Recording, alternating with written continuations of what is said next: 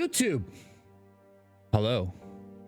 Welcome back to the life and suffering of Sir Brante, Chapter 4, Part 2.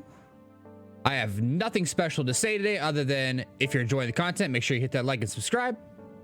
And let's play the game. Boom.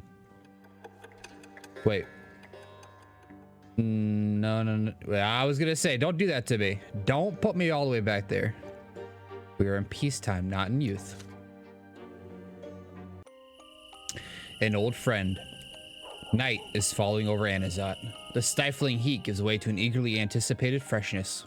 After a day at work, you stroll home at a leisurely pace. You turn down a side street that you have known since you were a little boy. It is as if your legs are acting of their own accord, bringing you to the place of your childhood play, the remnants of the wooden fort. So much has changed since the days when you used to play here with your little friends. I thought it was just one little friend. Engrossed in your memories, at first you fail to notice that you are not alone here. A tall figure in the uniform of a Legion officer approaches you. You see unruly brown hair and a twinkle in his eye. It is Tomas. Tomas Guerrero. Now that's a surprise. Hi, Brante. Fancy running into you at the moment I'm back in town. Your childhood friend puts his arms around you. Tomas Guerrero. Our battalion got transferred here recently. We're under the command of the Magna Legion now. I'm keeping the peace and maintaining order in my very own province. Well, why don't we catch up? Let me buy you dinner. We'll have a little chat and remember the old days. Tomas cuts himself short. You suddenly notice how much older he looks. His face has become sharper and rougher, and his eyes are filled with exhaustion rather than their usual mischievous sparkle. Tomas Guerrero. I should warn you though, Davvon. I ain't the best company nowadays. I've managed to get myself some powerful enemies already. I'm a friend who could taint your good name. So if you'd rather not be seen with me, well, I understand. The smile on his face starts to fade. Screw that, we're gonna have some dinner. Wait.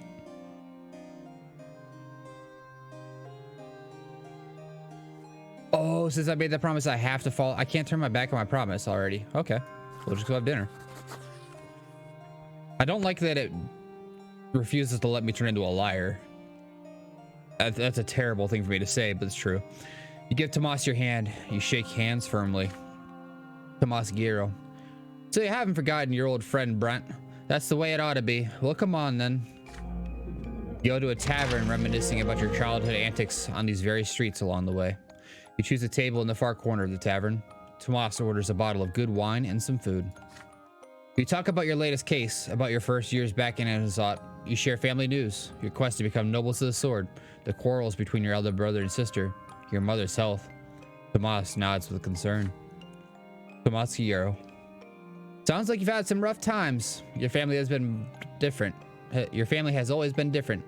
Mine, on the other hand, is the same as it ever was. My pa is always in his workshop and my ma is always doing chores. But look at me. I came home a service class noble, although it doesn't bring me much joy anymore. Tomas suddenly grins. You ask your old friend to share his trouble with you. He quickly glances around the room and lowers his voice. Tomas Guerrero. Well, I'm a captain in the Magna Legion now. And who's our commander? His Excellency Dorius Otten. That's right, I serve under the very same Archnean whose toes I stepped on back in Eterna.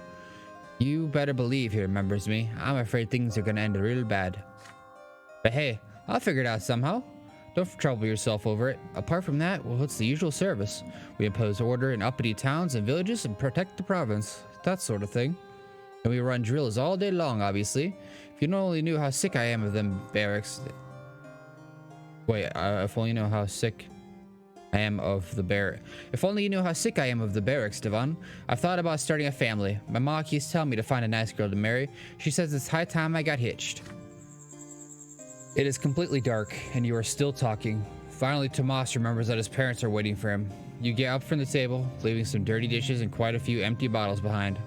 On your way out, you catch a glimpse of a nondescript figure following you to the door. As you walk alongside Tomas through your home neighborhood, you keep glancing over your shoulder, but the shadow that was following you has disappeared. You reach your street and stop for a while in the semi-darkness between your family homes, just as used to all those years ago. Tomas Guerrero. Bye, Brent. I hardly ever come to Andazot these days. Our battalion is always on the march all over the province, but twins willing, we'll see each other again real soon. You advise your friend to safeguard his every life. Tarnished honor. Hey, but we got more willpower, even though I don't think we're already maxed on it. There's nothing I could have done with it. Having more willpower really does nothing for me at this point. The newspaper case. Your first year at the prefecture has come to an end. You are not a young student anymore. You know now that a judge's trade means so much more than knowing the law and carrying it out. Resolving a litigation of any importance requires a striking balance between the code of law, high society's opinion, and the whims of the provincial powers that be. Your second year is beginning, and it feels much tougher already. Trampled by the nobles, the commoners seek help, and so they turn to the law. They turn to you. A carriage takes you through the silver district of Andazot. It is early morning, and you have just received a letter bearing the seal of the city hall. Remy Elverman, the magistrate of Magra himself, wishes to see you at once. The mere sight of the magistrate's invitation is enough to make you scowl. There is no doubt about your newest case regarding the Quorum Gazette, which may spell trouble for everyone involved. A provincial legislature, the lesser quorum governs the volume and distribution of taxes in Magra. After a new law created by the Emperor's own brother Cornelius Tempest several years ago, commoners of considerable wealth were granted representation in the quorum, on par with the nobility, thus forming the lesser quorum. Now the representatives of this lowly estate have founded a newspaper of their own, and this Quorum Gazette, distributed all across Andazot, fervently argues for commoners' rights in provincial governance. The man behind the newspaper is Mayor Egmont, a well-off industrialist and owner of several silver mines. It is his article and his demands that brought about this litigation. You take out a newspaper and read Egmont's article printed within. It addresses Imperial Overseer Gaius Tempest directly. Mayor Egmont. We demand that Sir Overseer Gaius Tempest cease his habitual disregard for our meetings. From our Emperor Uther II, we received the lawful right to assemble and sit in the lesser quorum. If we say to the Overseer, our voice must be heard, our messages must be accepted. The carriage stops in a square by a luxurious building. This is the city hall where the imperial officials manage all domestic and economic matters of Andazot. You are escorted up a long, winding staircase to the door of the magistrate's office. You now stand before Remy Elverman. The magistrate maintains a haughty bearing in spite of his venerable age. His face bears the sharp, proud features so common among the old aristocracy. Aristocracy? Remy Elverman. Ah, yes, Sir Judge. You are from the Brante family, I believe. I appreciate your prompt arrival. I'd rather not waste your time and get right down to business. The matter for which I called you here is urgent indeed. You are judging a case against that newspaper by the Lesser Quorum, are you not? I've had a torrent of complaints against it from the most venerable members of the Quorum. They say Mayor Egmont has insulted Gaius Tempest, our overseer and archdeacon from the Emperor's own great dynasty. I say they're absolutely right. The Empire gave those uppity commoners a hand in managing the province's very well-being, which is already a violation of their lowly lot. But no, that wasn't enough for them, it seems. You've earned the mantle only recently, Sir Brant, but you must realize that this is an affront to the honor of the entire nobility. I expect you to do your duty as a judge and immediately find a pretext for shutting down the pathetic Gazette. Elborn, you are perfect.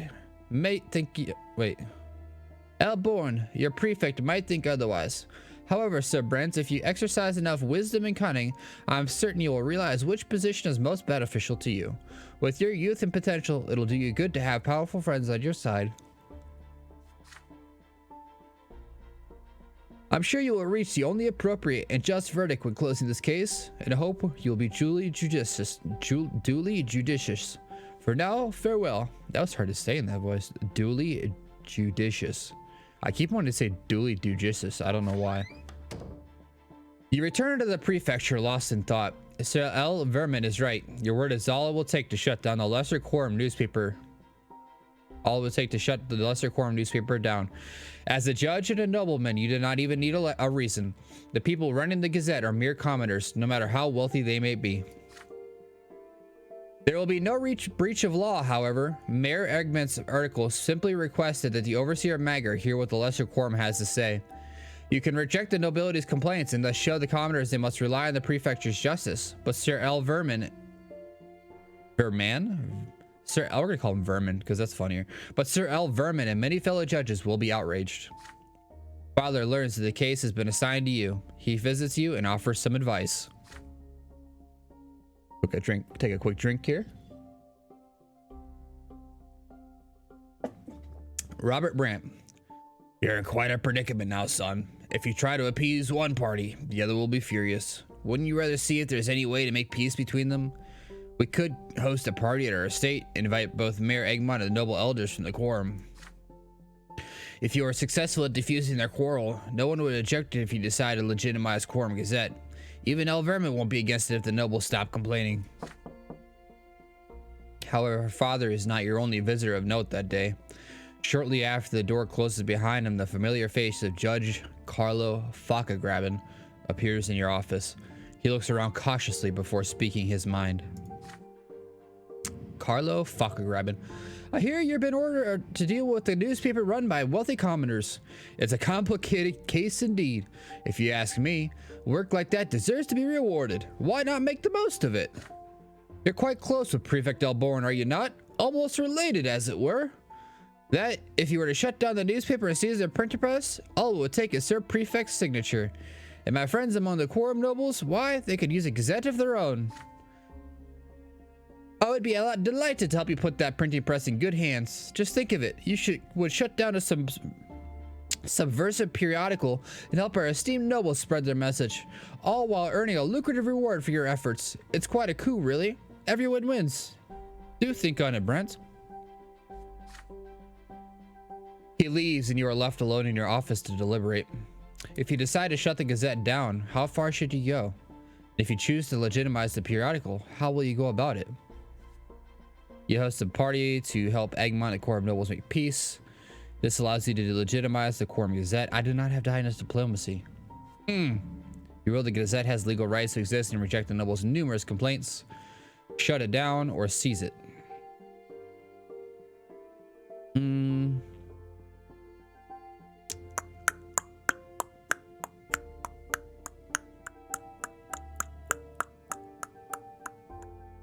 Do not show down the Gazette.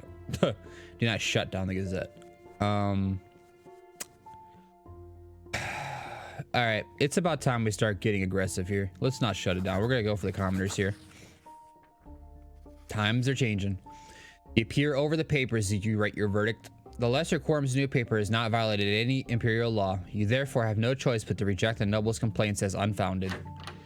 The newspaper's owner, Mayor Eggman, soon hears of your verdict and comes to the prefecture in person. He looks almost like a nobleman. Eggman is well groomed and wears expensive clothing only a wealthy industrialist could afford. Nevertheless, his rough manner of speaking and boorish posture betrays his humble origins. He bows to you ceremoniously. Mayor Eggman, Your Honor, you have my gratitude for your righteous judgment. I don't know if the nobles are going to stop complaining after this, but now we know the prefecture is ready to protect the common estate. You warn Eggman against any further careless statements in the newspaper. The judge may not rule in their favor. Mayor Eggman, but Your Honor, we will write what we think and follow imperial law to the letter.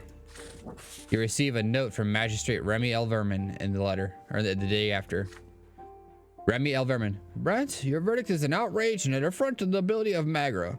This continued waste of paper on low-born libel is simply unacceptable. I am very disappointed. Wasting your potential protecting thankless rabble-rousers is no way to advance your career. The Gazette remains in publication until the prefecture orders another judge to investigate it after being inundated with complaints from the nobles.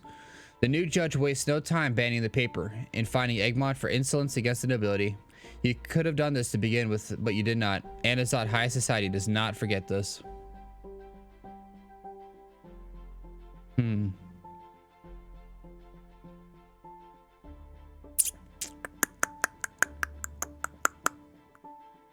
Well, my career is a -1, but my justice is a +1.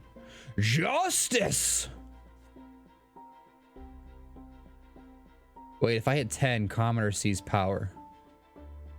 If I hit 10, this is tyranny of the nobles. Okay, I want to hit justice 10.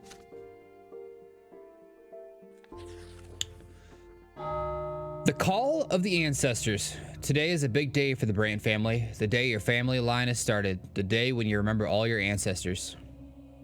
Tonight, everyone who bears the name Brante must descend into the family crypt to keep vigil by the tombs. This is the time to surrender yourself to the ancestors and hear their will. Hold on a sec. Give me 1 sec to take a quick drink.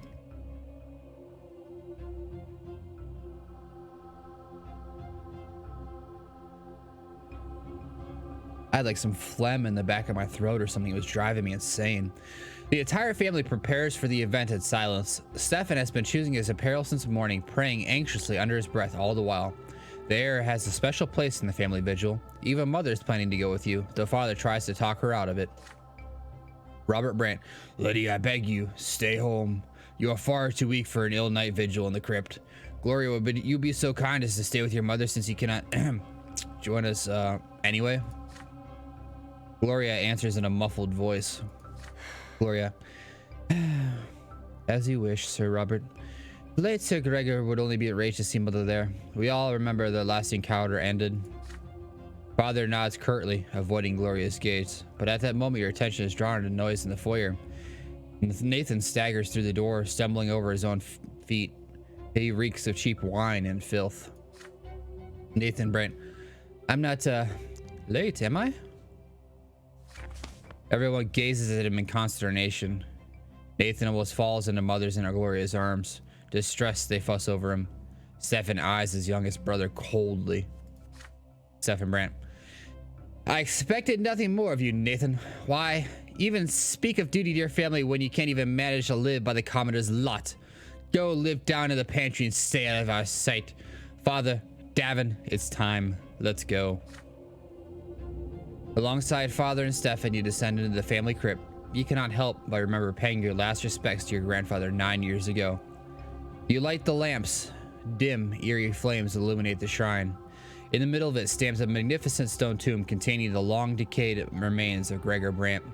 You take your place around the crypt and kneel. The all-night vigil has begun. At first, your ancestors remain silent. Each of you is left with their own thoughts. Then a low murmur passes around you. The shadows in the corners of the room deepen. The voices grow stronger. You know that the ancestors of Gregor Brante, long forgotten ancestors whom you never knew, are trying to talk to you. But now a memory of them has come to life in the darkness of the crypt. They are pleading for something, demanding it of you, calling out to you, screaming.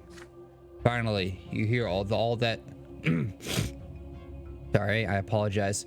Finally, you all hear that painfully familiar, deep, imperious voice echo from the far end of the chamber. Gregor Brante. It's been a long time since I've seen you all. I hope you bear good tidings. All this time I've been waiting for you to fulfill my mission. Remember, as long as I am in your blood, I will give you no peace. I did not have my family ennobled just to see our line cut short. Our blood tide must join the grand flow of the empire. And then each of my descendants will inherit nobility forever and ever. But I do not see any of you before my tomb. Where are you hiding? Where is the head of our family and the man who will speak to me? Where is the man who will heed my will? Father rises from his knees and makes his way towards grandfather's stone tomb, the source of the booming voice. But Stefan suddenly pushes him out of the way. Father takes an indignant step forward, but Stefan firmly bars the way. Robert Brante. Stop it, Stefan. You are my heir, but you are not the head of this family. Stefan Brante. Father, it is not you that Sir Gregor is addressing. Earning the nobility of the sword is my duty to him. He has long forsaken any hope of seeing you achieve it. You must understand that I am the one who will fulfill that duty. Stefan does not let him pass. Father breathes heavily in anger. You can all but feel the frantic beating of both their hearts resonating somewhere within you. Both your father and your brother seem to have forgotten that you are here too. Even the restless voice of your ancestors have grown hushed, waiting for the outcome of this confrontation. Do not have blood tide. Supports Stefan's superiority. I'm gonna side on my father because he's much wiser and more forgiving than... I don't want to see my grandfather be the head of this. Can you imagine how the family would suffer if Stefan was given over as head of the family? I'm gonna side with father. The call of the ancestors. You block Stefan's way. Your ponderous voice fills the dark crypt. You demand that your brother step back. The head of your family is your father, Robert Brante, and so will be as long as he lives. Could your brother have forgotten that it is a part of the noble lot to acknowledge and honor seniority? Your father is the man who must hear and accept your ancestors' will. Stefan tries to maintain his composure, but even in the dark, you can see his face twitch. Stefan Brante. Brother, you do not understand. I am not defying father's seniority, but I am the man who bears this duty to our grandfather. I cannot remain a mere witness while the future of our blood tide runs through our fingers. You resolutely push your brother to one side. Whether he wants to or not, he will give way to the head of the family. Father catches a breath and approaches grandfather's tomb. Gregor Brante. So it's you, Robert. Have you come to disappoint me yet again? Stefan is right. I have not put my hopes in you for quite some time. If anyone will lead the Brante family to glory, it will be my grandson. Stefan clenches his fists and whispers something to himself. Robert Brante. I am doing my utmost, Father. We are closer to becoming nobles of the sword than ever before. The overseer looks upon us with favor. Just a couple more years and your dream will come true. Gregor Brante. This must be your dream too, Robert. But you still cater to your foundlings, Lydia and Gloria, risking a permanent blemish upon the Brante name. My name. Dead though I may be, my lives will live on, heated at last. Get rid of that trollop, Gloria, and devote yourself to your true family. Otherwise, you will lead our family to shame and ruin. Father hesitates for a moment. Robert Brante. No, Father. This is not possible. Even if I must defy your will, I am responsible for Gloria. My honor and my conscience will not allow me to do what you demand. You must accept this or keep on fighting me for all eternity. The voice of your deceased ancestor fades away. He seems to have left this realm, but then his voice suddenly booms from the other side of the crypt. Gregor Brante. Stefan, you are the heir of this family. Your duty by blood is to earn us a place in eternity. Do not take after your spineless father. Do what must be done. Cleanse our family of wickedness. Stefan is shivering. He replies in an unsteady voice. Stefan Brante. Look, Gloria, I can't. Stefan checks himself. Stefan Brante. I will do my duty to my family, Sir Brante. Whatever the price, I will pay it. The crypt is completely silent once more. You are alone again. You see tears glistening on Stefan's face. Without uttering a word, he goes outside. Father clasps his arms firmly around you. You feel him let out a sigh of sorrow and relief. The vigil is over. Stefan Brante -1. Robert Brante +1. Unity +1. Harmony. Willpower -5. Prepared for anything. Well, we got plenty of willpower. You're 1,140. 22 years of age. Peacetime. Year 1,140. Egmont's speech. Just a few days into the year, Mayor Egmont, chairman of the Lesser Quorum, or owner of several silver mines, made a speech that caused quite a stir in the province. Though a commoner, Egmont had the gall to demand that the Magran authorities both enforce and obey imperial law. Mayor Egmont. What's the use of the imperial laws if they aren't enforced as they should be? Even today, an Anazat nobleman who gets up on the wrong side of the bed can draw his sword and run a commoner through with impunity. These gentlemen may be our rulers, but does that mean they can defy the emperor's will? Sir Elborn has been appointed to enforce the law of the land in Magra. How come the prefect doesn't see this? We commoners aren't trying to seize the noble lot and take over the province, but the rule of tradition is a thing of the past. This is the age of justice. We may not all be equal in its eyes, but even the nobles and clergy must obey the law. The Magran aristocracy is furious with Egmont and demands that he be silenced, but the rich industrialist has too much money and too many connections to be dealt with so easily. You hear more and more rumors about secret societies and commoners appearing in the city, plotting against noble rule. The gentry fears the Egmont and his peers might be behind this, but they have no proof, at least for now. Father Leonard, abbot of the Temple of the Silver Tree and leader of the New Believers, supports Egmont and has spoken publicly in his favor. Father Leonard. The twins themselves entrusted the noble estate with the right to rule over the common folk, but rulers must also care for their subjects.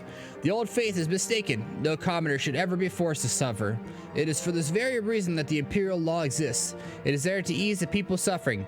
May those laws be duly enforced, and may they serve all people in the empire.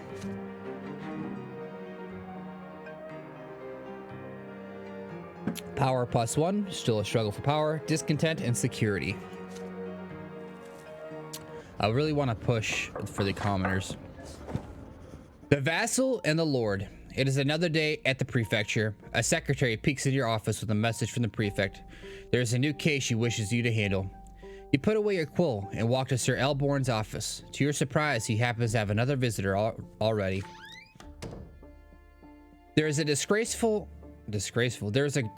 figure sitting across from your immediate superior, none other than Octavia Melanidus. After all the times you met her in the capital, you expected the Archduke's daughter to be brilliantly, lavishly dressed, but her appearance today is modest and formal with a high neck dress and a strict bun. However, her demure attire only serves to emphasize her role as a distinguished visitor to the prefecture. You bow to the prefect and the noble Archean lady. Octavia offers you a curt greeting, then return to the conversation you have interrupted. Octavia Melanidus. This matter can brook no delay, Baron Elborn. The young judge may well wait outside. Nonetheless, Sir Elborn insists that you come in and take a seat. Augustine Elborn. Worry not, Brant. You aren't interrupting at all. Lady Melanidus, I was scheduled to meet you with Sir Brent at this very hour. I regret to inform you that your visit was perhaps somewhat unfortunately timed.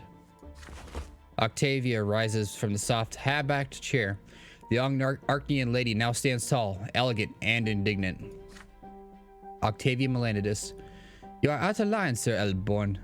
Archduke Melanidus has graced you with a representative from his dynasty, and you will listen to what I have to say this instant. The Archduke has expressed concern over the manner of governance at the prefecture.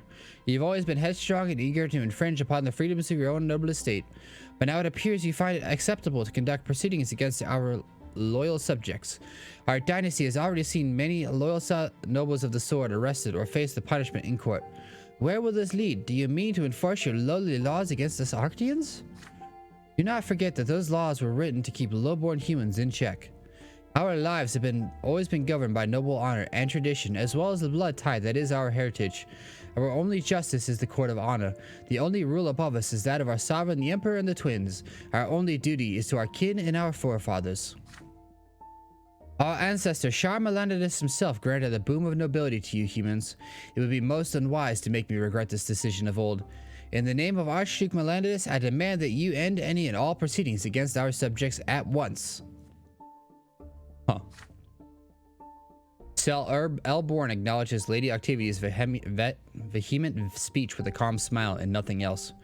She shows no trepidation, no tremor, nor fear, even though the lady across from her represents one of the Empire's mightiest dynasties. Augustine Elborn. Lady Melanidus, the twins have graced the blessed Archean lineage with a boon of long life, yet the world can be quick to change at times. The laws of the Empire now govern the nobles of the mantle and even the nobles of the sword, along with the common estate. This particular change is not as recent as it might seem. The laws of the Empire are the decrees of the Emperor himself, the twins' chosen supreme sovereign. His laws are his will, which, as you said yourself, the only rule above us. And that means all of us, from a highborn Archean to the lowliest commoner. Presently, the Emperor's representative of our governance is Overseer Gaius Tempest. Like this prefecture in its entirety, I am simply obeying the Overseer's will and the laws of the Empire. Octavius Melanidus. Then pray tell me, Baron Elborn, who is your own sovereign and protector? He is none other than my father, Archduke Melanidus. You swore him an oath of fealty and vassalage. It is your duty to follow his word and will, or do you wish for the Archduke himself to address you directly? I tell you, cease this harassment of our loyal noble subjects at once. I will not leave until this order is carried out. Augustine Elborn. Why, Lady Melanidus, I'm afraid this is quite impossible. As a servant of the Empire, Imperial Overseer Gaius Tempest is my duty to enforce the law. Now, if you'll excuse me, Sir Brent and I have urgent matters to discuss. The gaze of the Archduke's daughter is locked with the prefects in a silent struggle. Each expects the other to back down first, Then Octavia suddenly turns towards you. Octavia Melanidus. But I believe the young judge has more in him than blind obedience. Surely you are able to distinguish a rightful claimant from a threat to the province, are you not? Silence resounds within the prefect's office. They are both waiting for you to speak. I need one more diplomacy, for crying out loud. By the way, we're going to support Elborn. It's not even a question in my mind. It's time this wonderful woman gets put in her place. We'll just leave it at that. You engage in the argument and respectfully mention that your business with the prefect is urgent indeed. There are many issues that need to be resolved with Sir Elborn. You begin listing them off one after another to prove your point. Octavia's face grows dark. She shakes her elegant head in indignation. Octavia Melanidus. What a shame, Brante, seeing you eating out of this visionless gentleman's hand, and I hope you're bold enough to have an opinion of your own. It seems my ancestor Melanidus was mistaken after all. Humans will never realize what it means to be noble and live in honor. And as for you, Sir Elborn, the Melanidus dynasty will continue this conversation whether you like it or not. I'm afraid our next meeting will not be as innocuous as today's. Octavia rises from her seat, elegantly yet quickly. A moment later, you hear her high heels clacking away in the corridor. Sir Elborn sighs with relief. Augustine Elborn, thank you for showing her what you're made of, Davvon. I appreciate your loyalty to the cause. The prefecture and the Archduke are about to enter a full-blown war. It's a pleasure to see a reliable judge on my side. Archduke Melanidus is testing the prefecture with his daughter. Otherwise, he'd have asked me to visit his palace personally. He's showing caution, which means we still stand strong, at least for now. We will continue our service to the law without regard for the outmoded ways of the past. But I digress. This is high politics, and the prefecture still has plenty of cases to resolve. Let's get back to our work, Judge Brante. With that, Elborn hands you a new case file. You thank the Baron and head back to your office to study it properly. It's time to get back to work. These guys, Tempest has a +1, Willis. Archduke Melanidus is a -1, and we don't really care, actually.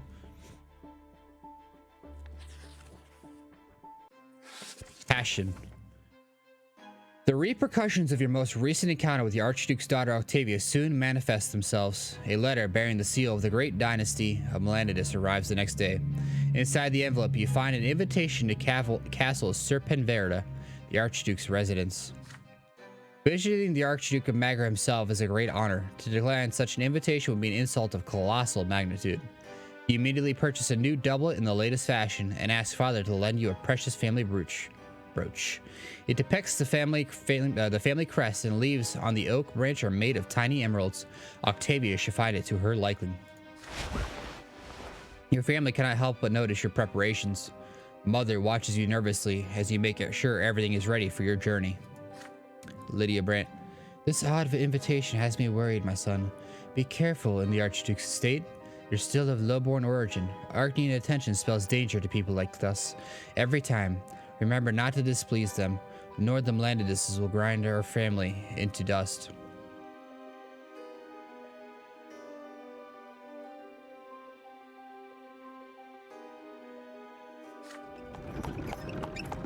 Come early morning, the carriage takes you away from the border walls of Anazat. It takes you a full day to reach Serpent Verda, along the dusty, sun-scorched high road.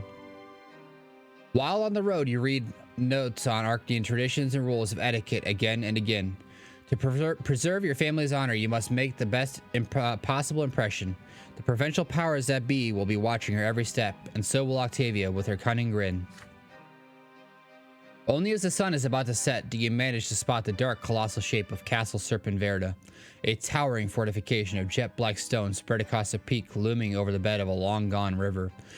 The carriage climbs the narrow serpentine road to the castle gate. Soldiers of the Archduke's guard approach you, and you present them with the invitation. The guards eye you with suspicion, but give you the signal to open the gate. You are now inside the walls of the Archduke's castle. You had expected to see many carriages of other guests beyond the gate, but the courtyard is strangely empty. The guard shows you to a servant who guides you to a room reserved for guests and leaves you there to wait.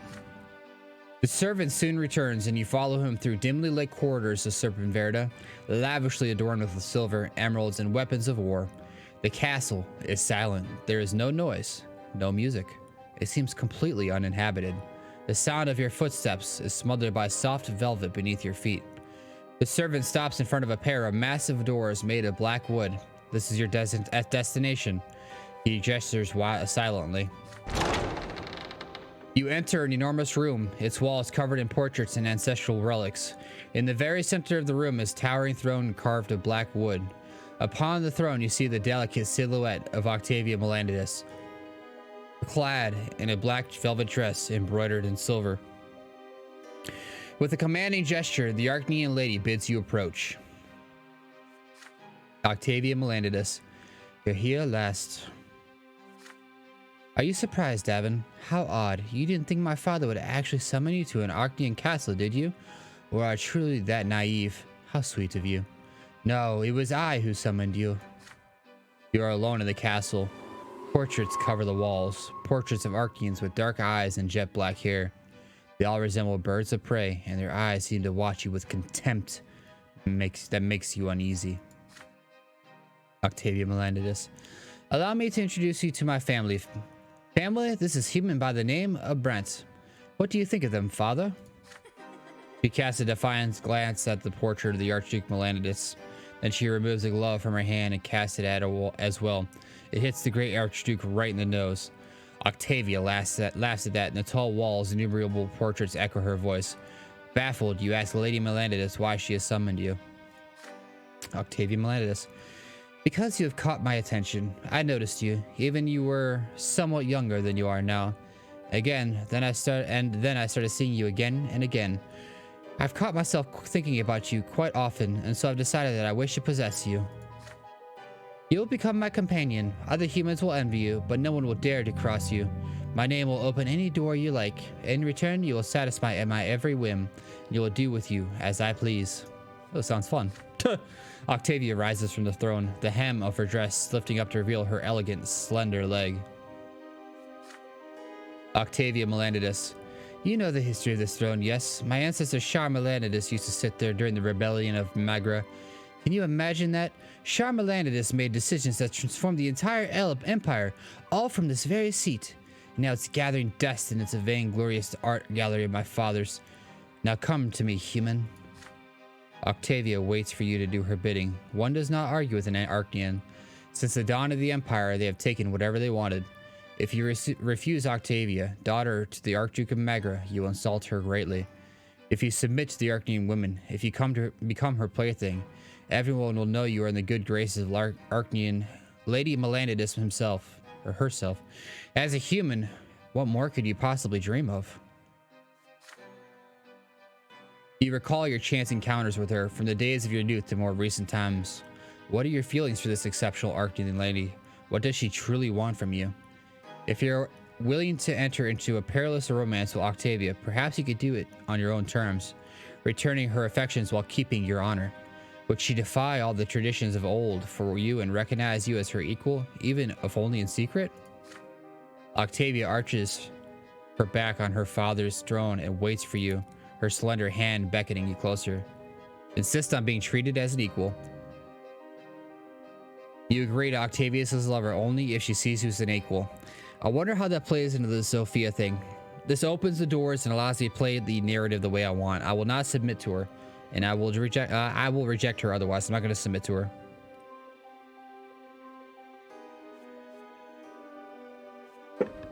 Yep, we're going to go ahead and insist on being treated as her equal. Seems like the play. It seems like a good choice. You give Octavia your answer, looking her straight in the eye.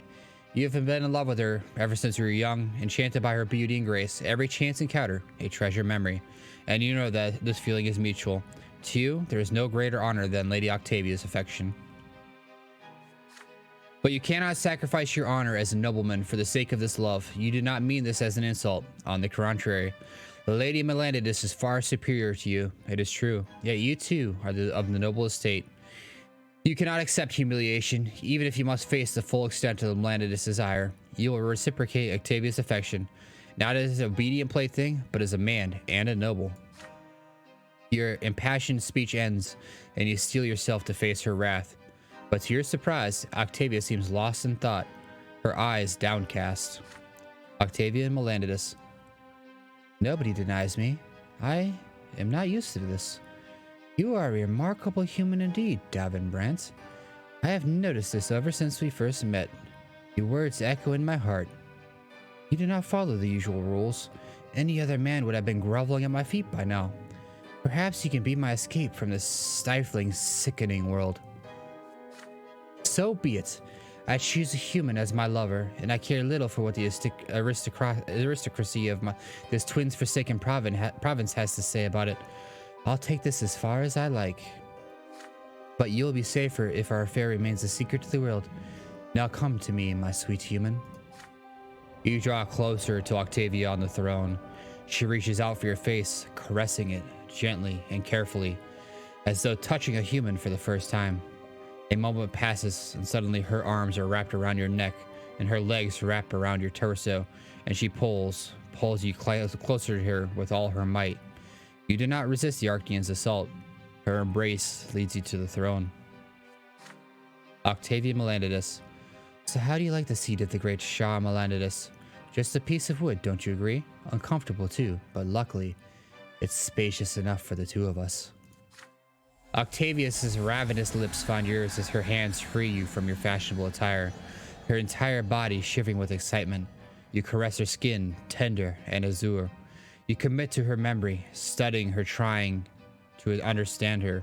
Octavia's eyes are dark as the starless sky, sparkling with delight from her sweet transgression. But why does she seek displeasure with you? Why would she humiliate her ancestors in her very dynasty by having an affair with a human?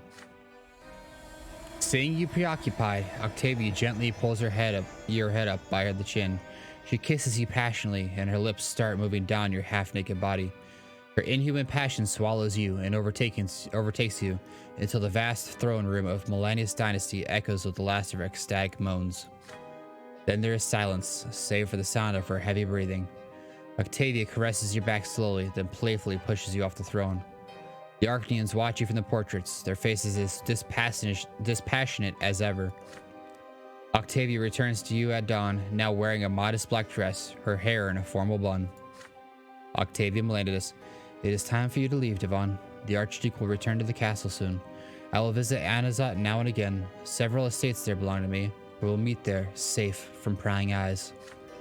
You leave Serpent Verda with your head spinning and your heart racing. The day it takes to return to Ancestral passes like a single moment. When your family asks you about your visit to the Archduke, you evade the question.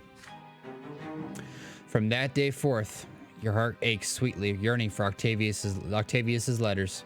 And when it is time for a brief tryst, the two of you disappear to one of her estates and give in to your secret passion. There are days when your love and your lover seem but an illusion, something gone forever, but soon another note arrives and the affair continues, only to be cut short again for an unknown time. You have stolen the heart of the most beautiful and highborn Archean lady of Magra. Only one nagging thought casts a shadow on your love. What will be the price of this insolence? Okay, so I'm just going to break that down real quick. The reason that I chose to do this is because I have one life. And I feel like drawing the ire of Octavia Melanidus is not the play here. But it opens up doors for me to maybe twist things to my will to get the commoners what they deserve in the idea of bridging the gap between nobles and commoners. So what I'm really hoping to do is I would really like to find a way to remove the Archduke Melanidus from his spot. Maybe have Octavia take a spot in some way or fashion as an authority, and have her come to more of the commoner / noble side, or at least the more human side of things, and use that network along with the relationship I made with Sophia and my reputation among the commoners to eventually piece it all together.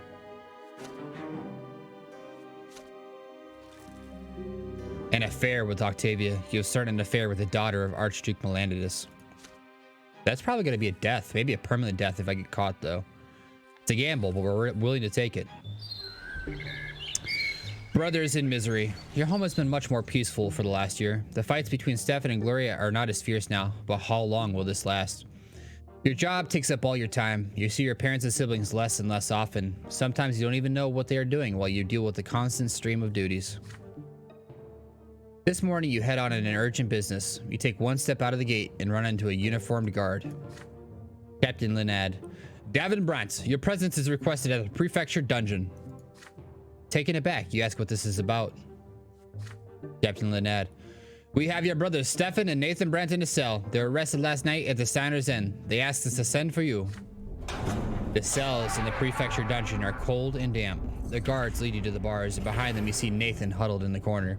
Your younger brother is unshaven, more disheveled than usual, and reeking of wine and filth. Near the cell, you see Stefan grimly sitting in a chair. You guess that the guards thought it best not to put him in the same cell as his lowborn brother. Upon seeing you, Nathan lets out a whimper, and Stefan cracks a bitter smile. The sheath on your brother's belt is empty. Stefan Brante. There you are at last, Davvon. Have a look at our youngest brother. Yesterday he got drunk in the company of some dubious fellows. They are commoners, yet they dare to surrender to pleasure. They started a brawl and wrecked the inn and harassed the waitresses. As soon as I heard, I rushed to save this drunkard from shame. Nathan cowers in the corner, horror struck. Stefan Brante. I walked in and demanded that Nathan come with me, but his cronies wouldn't let him go. That's not true, Nathan says. You just grabbed me by the collar and dragged me after you. You nearly suffocated me. Stefan Brante. Shut your mouth, cur. So, brother, they have to have some sort of sect. They all shouted defamations against the twin gods, and one of them grabbed me by the arm. I was forced to skewer this heretic with my sword. I hoped a lesser death would teach him never to lay his filthy paws on a nobleman. Nathan Brante. He was just trying to talk to you, Stefan. Stefan Brante. Silence. Then the guards barged in, and here we are. I have been accused of an unlawful murder. Apparently, the new laws allow killing a commoner only if it attacks first or wields a weapon. They say that in the event of an insult, I'm supposed to file a complaint with the prefecture. So now they're going to seize my sword for a whole year. What a shame. And it's all your fault, Nathan. Stefan gives the bars a furious kick. Nathan covers his face with his hands in despair. Stefan Brante. Davvon, brother, you are our only hope. Get me back, my sword back, and get us out of here, and fast. We have to bury this sordid affair as deep as we can before anyone finds out. Save our family from shame. Use our authority. My career is less than 5, so I can't do that. Take them to the Inquisition. I'm not taking the path of peace. Blackmail the judge. Spy network. Can't do that. So either ask father help or refuse to help.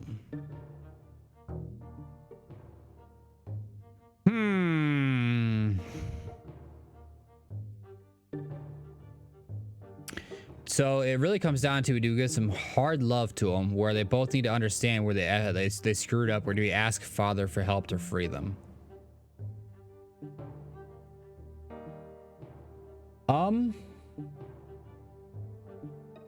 Simply because I need more relationship with Stefan and possibly Nathan, we're going to ask father for help. But I feel like if I was doing this IRL, I would have left him there. You tell Stefan that the only way to get them out of this mess is with father's help. Stefan Brante. No, Davvon. My father must not know about this. If he gets involved, he won't be able to avoid dishonoring the family. He coldly replied that after this incident, disgrace is inevitable. All that remains is to try and minimize the damage. Leaving your brothers, you go upstairs to your father's office. Robert Brante. What happened, Davvon? You give your father an account of the incident. He becomes more and more grim with every word that you utter. Robert Brante. Is this why I earned the judge's mantle? To get my own sons out of prison? I would have accepted something like this from Nathan, but Stefan, I will not demean myself so they can avoid their punishment.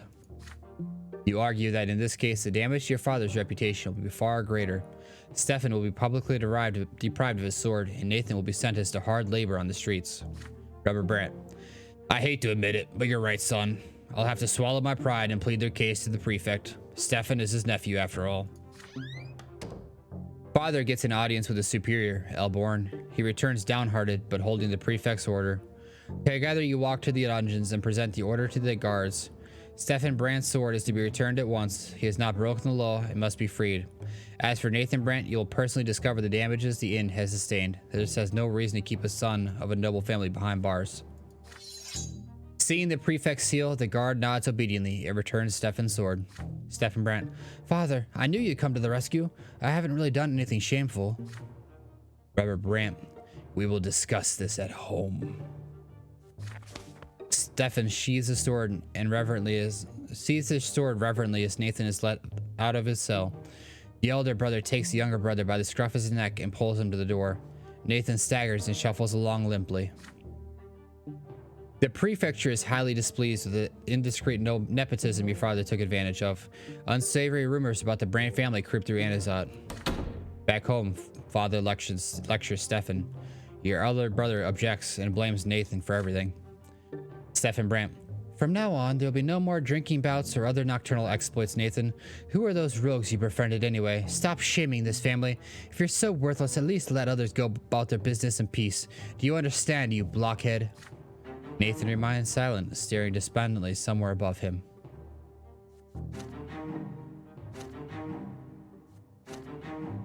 We are a disgraced family, huh? At least we're a little bit more manipulative. That's what we want, be more manipulative. The case of Father Mark. Your most recent year of service at the prefecture has been an increase in litigation on crimes against the church. More and more people are joining the ranks of the new faith in Anazat. The movement began with destitute beggars who had nothing to lose, but for years now, many well-off commoners and new nobles have been joining the fold. People say the leader of the new faith in Anazat is Father Leonard, the abbot of the Temple of the Silver Tree. The city's leaders would love to expel him, but he is too highly regarded by the common folk. Complaints and cases of defiance of one's lot keep pouring in. Every day, somebody is reported by their neighbors for heresy. Many commoners, adherents of the old faith, fear that such flagrant defiance of the lots will usher in the prophesied wrath of the gods. However, you and the other judges have no choice but to reject most of these cases. As a secular institution, the prefecture has no authority when it comes to crimes against faith. Only the church and the Inquisition have any say here. In the middle of another busy day at the prefecture office, the door suddenly swings open. A tall guard wearing an officer's uniform walks in. He takes off his helmet, adjusts his short, fair hair, and bows to you hastily. Captain Lenad. Captain Lenad reporting, Your Honor. My boys finally caught Father Mark, the dreaded apostate heretic. The prefect told us to take him to you for judgment. You, bring him in. Two guards bring in a short, stout man wearing a worn, dirty priest's cassock. Priests wear the sacred symbol of the twins, a cross within a circle, but this man does not. Forced to sit before you, this odd-looking priest is nonetheless strangely undisturbed by his arrest. His eyes, curious and glimmering with light, study you intently. Quick drink here, quick drink.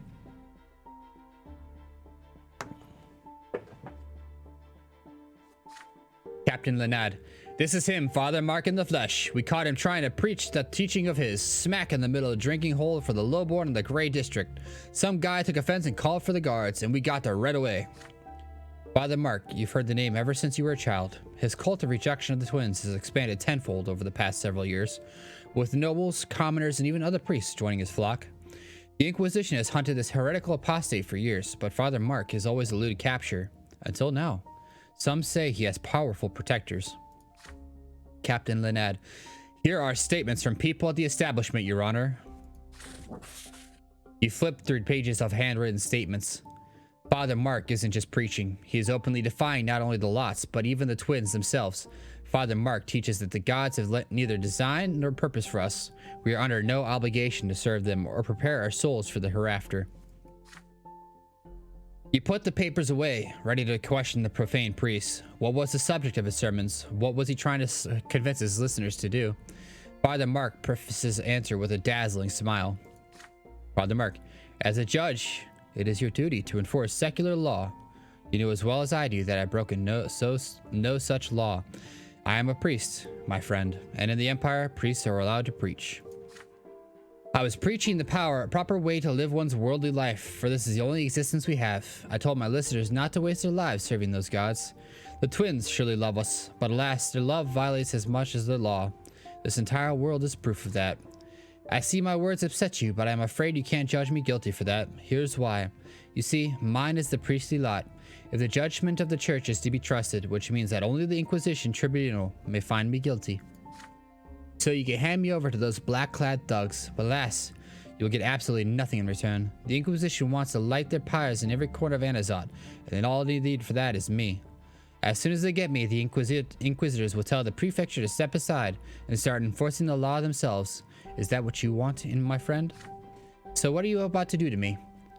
Well, let's think about it. As a secular judge, you can't judge me guilty, but giving me to the Inquisition will weaken the prefecture. And so, my friend, everyone will be better off if you just set me free. Trust an old philosopher. It's better for me, better for your prefect, and better for you as well. Surprisingly, the guard captain smiles knowingly at these words.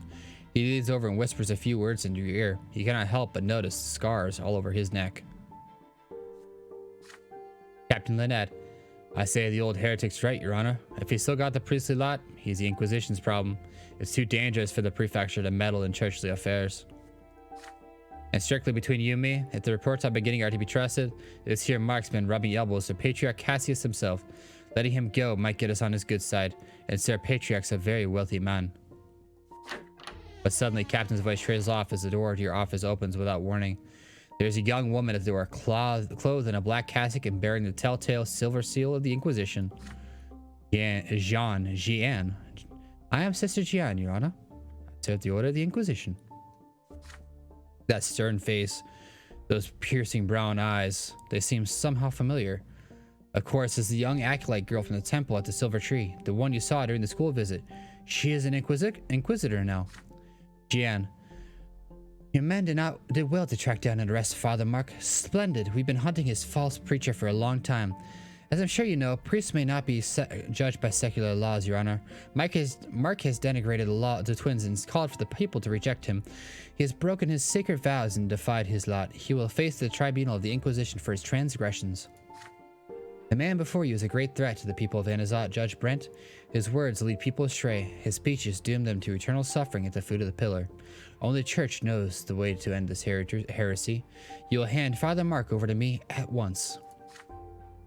Sister Jeanne remains in the doorway, wordlessly refusing to leave the prefecture without captured heretic. The guards and the captain stand still, awaiting your orders. Father Mark is lounging in the chair, enjoying himself, and eyeing you curiously, waiting for your decision on this contentious matter. Yo, I like this guy. Honestly, I'll be honest. I want to make change, but I don't want to do it through the church. I don't trust the church. I don't trust either side of the church. My interest is in the stations or the standings of the commoners in respect to the nobles. And I feel like, excuse my French, if there's any kids listening, I apologize, but fuck the Inquisition, honestly. So we're gonna set him free.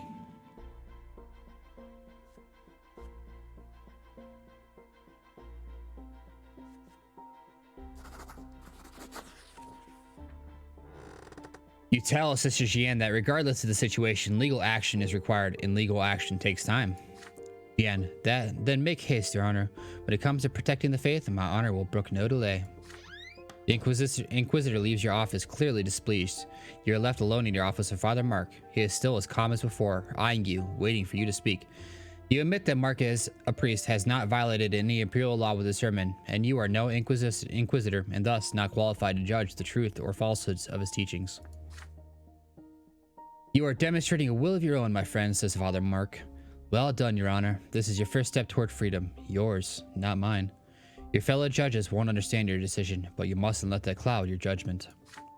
Handing me over to the Inquisition would spark far more than a single pyre. The Inquisitors would gladly break every imperial law you have. You protected the authority of the prefecture. Well done. Although I can't say you will be free from this predicament anytime soon, but then again, I'm sure one of my many patrons will be happy to soften the blow with helping of earthly boons. But we have a more pressing matter to discuss right now, don't we? You summon Captain Lynette once again and give him your instructions. Father Mark is to be taken to the prefecture jail and mysteriously disappear from his cell during the changing of the guard at night. You'll close the case before then, so there will be no need for a manhunt. Lynette chuckles knowingly and sets off to follow his orders. You fill out the necessary paperwork. No violation of imperial law found. Case closed, you write. Then file the aborted case against Father Mark away in the box. It's going to be nice to have Captain Lynette on my side, honestly. Hopefully there's a relationship with him. The Inquisition learns of this only days later. Sister Jeanne bursts into your office, besides herself with rage. Gian, you call yourself a judge after this, Serpent? How dare you defy the Inquisition? Protecting a heretic like Father Mark shows you for the fool and apostate you truly are. We had him, but thanks to you, the Markian heresy will continue poisoning the souls of those whose faith is weak. Hundreds and hundreds will follow Father Mark to the foot of the pillar in the hereafter. You will be responsible for the eternal torment, Serpent, and rest assured the Inquisition will not forget this. You return home, exhausted by a long day of threats and accusations. What awaits you back home, however, is a pleasant surprise, a treasure trove of fine wine straight from the cellar of Cassius, Patriarch of Megara. Servants tell you the wine came with a letter. Father Mark, Sir Brant, please enjoy this wine. Savor your earthly fife before the twins snatch it his way as well. Church, +1. Schism. Schism. Career, -1. Dangerous position. Wealth, +2. Moderate means. Scheming, +1. Yes! I'm a dangerous one. I like being a schemer. I won't even lie to you guys. Chutes and ladders. This event is a consequence of your previous actions. Conditions meant career greater than 2 or less than 2. Uh-oh. All right, we're gonna play this one out because I'm curious. Really quick. I'm curious. Chutes and ladders. News of your latest action spreads rapidly across the Ancestral. You have made many enemies during your years as a judge, and now is your chance to strike. Your career is hanging by a thread. You have to fight off accusations, denouncements, and slander just to retain your position. A quiet knock at the door interrupts your musings. The imposing figure of Judge Carlo Falcagraben solemnly floats into your office. Carlo Falcagraben. We hardly see each other these days, Brant. I've decided to pay you a visit with the most cordial of attentions, of course. I've been hearing everywhere that things are not going well for you, so I asked myself the question, how could a man of your talents quarrel with almost all of Anazat high society? I'm sure you are simply misguided, but worry not, I will show you the way. Many judges see you as a threat. They think that your daring rulings are putting the entire prefecture in danger. Let's examine your latest case, for instance. Its outcome enraged at all the nobility of the city, but I know you aren't what they say you are. The others need to see how much you care for your colleagues in our institution. Take my advice, Davvon. Don't forget that it is a judge's job to maintain law and order among the estates. Don't destroy it. Admit your error and reconsider at least some of your past decisions in favor of the nobility. Do this and I assure you, society will come to see you as a respectable nobleman and a wise judge once again. Do not emulate our prefect. You know what I hold Elborn in the highest esteem, but between you and me, he's on the edge of a precipice, and he's dragging you down with him.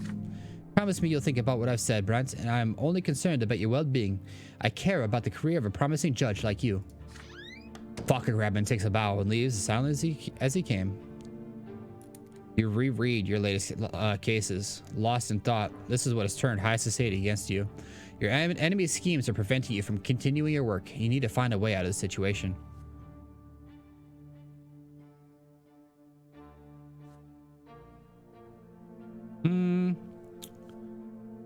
Father can help you deal with the problems you're having at work. We're going to ask our father for help. As much as I want to continue the fight, I don't feel like now is the time, and I need to maintain my place in order to continue the fight. You walk swiftly to your father's office. No matter what happens, he will always come to your aid. The conversation begins awkwardly. You tell him about your latest rulings, the enemies you have made, and the pressure from Falcagraben and those like him. Will he help you out of your difficulty? Having carefully listened to your account, your father frowns. Robert Brant. You are dire straits indeed. You know that I'll always be on your side, but now you've gone too far. It's my fault too, Davvon. It's time we got you out of this mess. Our family has still managed to build a reputation over the past few years. I'll arrange meetings with some important noblemen and plead your case. Like predatory beasts, they will smell our vulnerability. As soon as you ask for a favor, you become not only a debtor, but also a prospective victim. But we have no choice, otherwise you will lose your position as judge. But promise me, son, that from now on you will be more cautious and refrain from making more enemies from our family. You assure father you will do your utmost, then you awkwardly thank him for his help. He pats you on the shoulder in response and picks up his quill pen. Letters, entreaties, and humiliating visits await him. Okay, so we got our career back under control at least, but our reputation is already 0 anyway. Couldn't get any worse. Diplomacy +1. Okay, I like that our diplomacy went up. We've been needing that elusive 13 for a while. We're influential. I think that was the best choice to be made. Year 1141. Peacetime. And on that note, we're going to go ahead and... Ooh, I'm actually super curious about this one. On that note, we're going to go ahead and end it right here. I do appreciate everybody that has stuck through with the series at this point. I appreciate everybody that comes through, leaves any comments below. I am always looking for any type of criticisms or thoughts on how to improve myself, this channel. Again, this is a very early into its life. This channel is pretty well brand new. I do appreciate all of you guys taking the time out. I appreciate y'all. Any criticisms or ideas on way to improve the channel, please feel free to leave them in the comments below. I do go through and I will read them. As always, I appreciate y'all. Love y'all. I hope you have a good rest of your guys' days, and I'll catch you guys in the next video. Peace.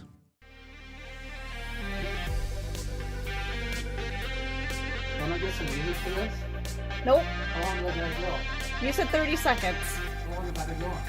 10. You got the movie right? I have no idea. I'm not even Is it watching. 31? No comment.